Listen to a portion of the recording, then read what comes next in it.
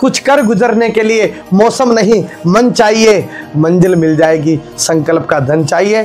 इलाहाबाद में यहाँ सत्संग कर रहा था तो ऐसा अनुभव हो रहा था कि यहाँ सारे देवता नृत्य कर रहे हैं। और अब विशेष करके निवेदन है, ऐसे अगर सच्चे में सनातनी है तो वो गौ माता को बचाए, गाय की सेवा करे, गाय की रक्षा करे और गाय को घर में पाले और पहली रोटी गौ माता को। मैं राजस्थान से आया हूँ, जयपुर, और दादू दयाल गौशाला है निवाई बनस्थली विद्यापीठ के पास, गांव जिलाई, और गायों के लिए गीत गाता हूँ। आप सब जानते हैं मेरा नाम प्रकाश दास, दादूपंथी तपस्वी हूँ और गायों के लिए गीत गाता हूँ या राष्ट्र के लिए गीत गाता हूँ। जो ये आज कार्यक्रम के बारे में कुछ बताएंगे हमें? जी, आज पहली बार इलाहाबाद में आया, पर लग नहीं रहा कि मैं पहली बार आया हूँ। ऐसा लग रहा है कि जन्मों जन्मों से हम मिले हुए हैं। और बालाजी महाराज का एक अद्भुत मेला है। हमने कई जगह बालाजी के दर्शन किए हैं, पर एक अद्भुत बालाजी है, चमत्कारी बालाजी है।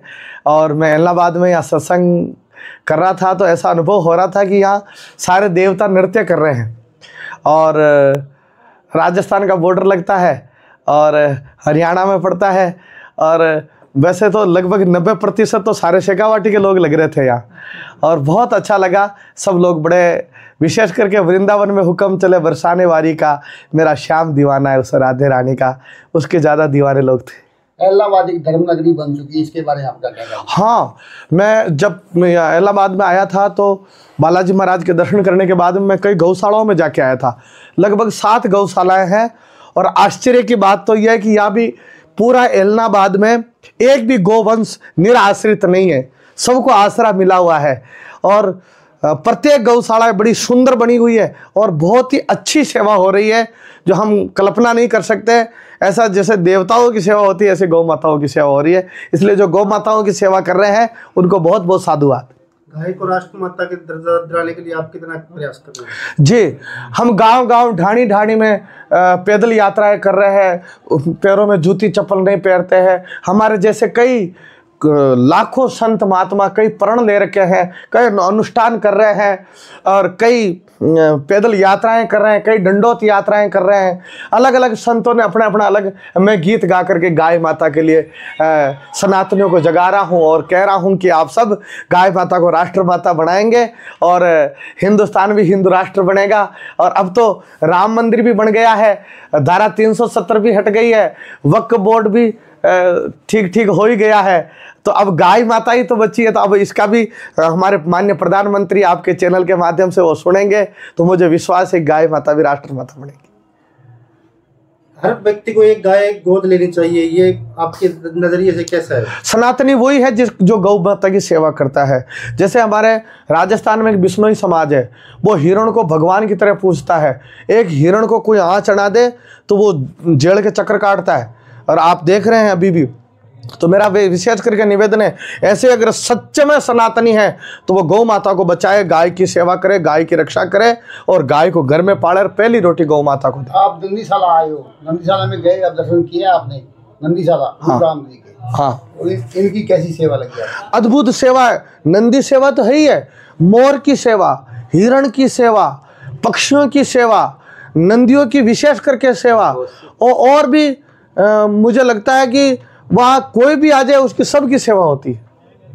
अद्भुत सेवा है। मैं आपकी सेवा के लिए तो नंदीशाला वालों के लिए विशेष करके इलाहाबाद वालों को साधुवाद देता हूँ कि आपकी सेवा से मैं बहुत प्रभावित हुआ। महाराज जी, ऐसा कई बार देखा जाता है कि लोग दूध पी लेते हैं और गाय को आवारा बेसहारा छोड़ देते हैं सड़कों पर, तो उनके बारे में क्या विशेष कहना चाहोगे? अब जागृति आई है, अब जागृति आई है।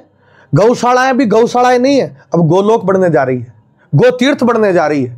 पहले गौशालाएं सिर्फ एक पिंजरा हो जाती थी, गायों को बंद कर देते थे, चारा मिल रहा नहीं मिल रहा। अब तो सरकारें भी अनुदान कर रही है। राजस्थान की सरकार 9 महीने का चारा दे रही है और वो भी अनुदान बढ़ा दिया है। अब तो हरियाणा सरकार भी जागृत हुई है, वो भी 20 रुपये गाय माता के लिए दे रहे। मैं हरियाणा सरकार को भी कहता हूँ, जिस प्रकार से राजस्थान दे सकता है तो आप भी हरियाणा में आप गौ माताओं के लिए लागू करिए और गौ माताओं को बचाइए। हरियाणा तो सबसे आगे है और यहाँ तो चारा तूड़ी भी राजस्थान को आप ही भेजते हो, हरियाणा वाले। वहाँ तो चारा भी नहीं होता है, वहाँ पानी भी नहीं है, फिर भी पूरे भारत में सबसे ज़्यादा गौ माता राजस्थान में पाली जाती है और आपके हरियाणा से सारा चारा जाता है। इसलिए आपसे विशेष करके आग्रह है कि सनातनियों से कि घर में आप गौ माता नहीं रख सके तो गौशाला में गौ माता को गोद ले लें, वो भी आपकी सेवा होगी। में गौशाला में मनाएं, शादी की सालगिरह भी गौशाला में मनाएं। अगर बड़े बुजुर्गों की कोई पुण्यतिथि हो तो वो भी गौशाला में मनाए, ताकि गाय भी बचेगी और आपके संस्कार बचेंगे। कई बार मैं आश्चर्य होता है मुझे कि 50 साल की 50 लग गई, 50 साल हो गए तो दोबारा शादी हो रही है बूढ़े की। अब वो बूढ़े की क्या दोबारा शादी करोगे? इससे तो अच्छा कोई गौशाला में जाकर के गरीब कन्या का विवाह करवा दो, तो वो जिंदगी भर आपको दुआ देगी, जिंदगी भर आपके लिए प्रार्थना करेगी परमात्मा से कि आपका भला हो जो मेरा घर बांध दिया। और गौशाला में गौ माताओं की भी सेवा होगी। इसलिए जन्मदिन और शादी की सालगिरह और बड़े बुजुर्गों की जो पुण्यतिथि है वो गौ माता के चरणों में मनाओगे तो ही आपकी सफलता है। 2014 में मैंने गौ माताओं को कहीं देखा कसाईयों के हाथों में जाती हुई, तो उस दिन मैंने संकल्प ले लिया कि मैं गौ माता की सेवा करूंगा।